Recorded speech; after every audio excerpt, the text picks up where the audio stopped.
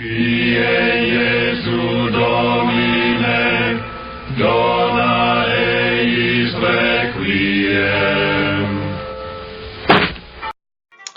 Well, Merry Christmas, everybody, and Happy New Year. Of those two greetings, I consider the Christmas greeting the more significant of the two.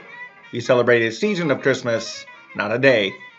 New Year's is but a day. But anyway, it's important, especially since we close out 2010s and we're moving into the 2020s. Will it be the Roaring 20s? Or what will this next decade hold for us? Be interesting to see. You know, probably let's turn down the jazz Christmas a little bit. It's a little loud. The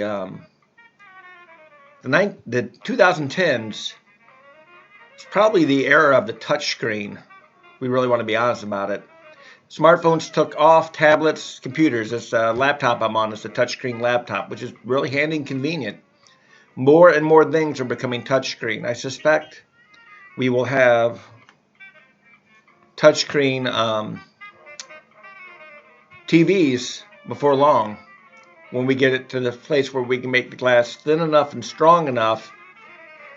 We will have touchscreen TVs, even the big ones, those jumbotrons that we have out there.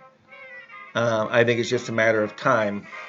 And I don't know, that's an interesting reflection, because our little personal glowing screens are the most invasive devices ever invented. Few things have killed off more conversations and perhaps contaminated and potentially ruined more relationships than cell phones. Tablets would be in that same category too. But our cell phones are on us. And if we really look at the last decade, most of us are like Pavlov's dog.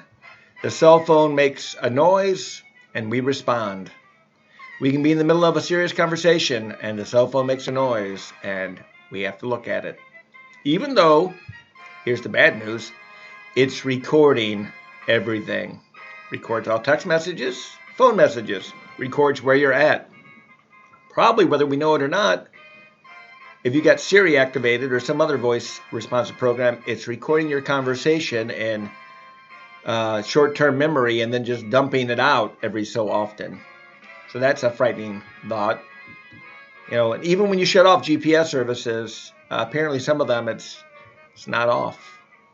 So, you know, you can get tracked down by your phone, whether we realize it or not. But it's a good thing. Phone's not evil. It is incredibly handy. It has replaced many things in our life. Is anybody going to buy a clock radio by their bedside anymore? I can't tell you the last time I used one. Once I started moving to an iPhone, probably before 2010, I realized it fulfilled that purpose. Why have a clock radio? I mean, I got two up at the house that I brought along with me from my last assignment. One of them, the digital stuff in it is beginning to break down. Its LED quality is deteriorating. And then the other one's not even plugged in. I think it's just sitting in a closet. But TomTom, I had one of those before 2010. And as soon as I realized using the phone for GPS and driving was a lot better, I ditched it.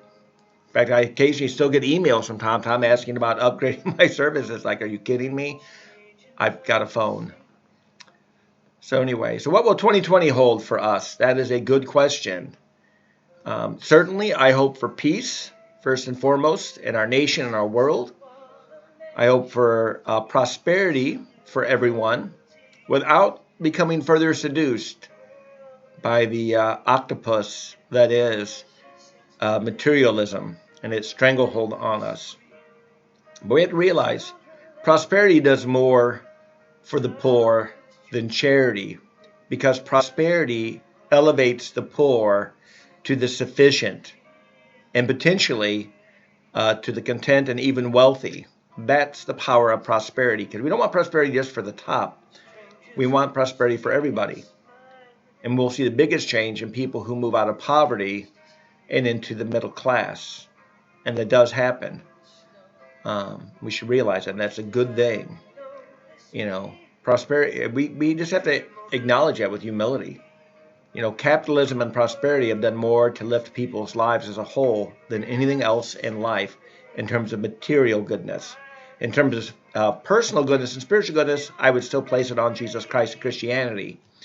He's the personal changer in the thing. But,